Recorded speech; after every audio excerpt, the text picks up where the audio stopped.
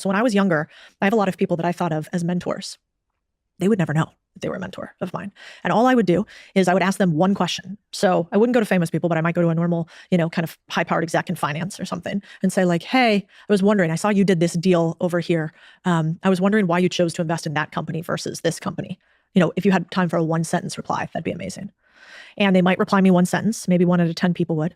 And then I would say, thank you. No need to respond further. This was really helpful. I'm going to go implement this in some way. And then I would reach out to them in a couple weeks and I'd be like, hey, that piece of information you gave me, I just did X, Y, and Z with it. Really helpful. Thank you. No need to reply. Just letting you know that you made an impact. And that no need to reply and me following up is so rare. I wish people realize that today, that if you want something, follow through is worth its weight in gold. I mean, one of the other things that we do is when people reach out to us and say stuff like, we'd like to do XYZ for you, I say, read this book, and I'll give them a random book. And I say, come back to me with a few XYZ questions or things. How many people do you think actually come back? I think I've had 5, maybe. And so follow through is so rare. And what would happen with these people, and I still do it to this day. I had one guy who was, what was his role? He was quite high up at a company called State Street, and I can't remember what his role was. But he said to me one day, I was in New York, I had played that game with him for probably years. Like, hey, tiny little thing, one sentence of advice, great, thank you, here's how I implemented it, again and again and again, maybe 20 times over the course of 2 years. And finally, I was in New York, and he was in New York, and I pinged him and said, I'd love to take you to dinner. I want to talk to you about a few things. And it was so funny, because as we sat down, he goes, this is the weirdest thing. And I thought, oh no, what?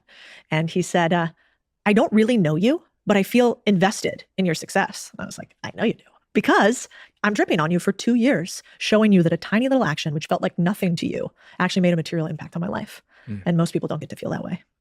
So I'm a young person. I'm Codie Sanchez without anything. You've managed to get yourself nice and cozy with someone rich and powerful. You're now in there in a circle, you're learning from them. Where'd you go from there? Yeah.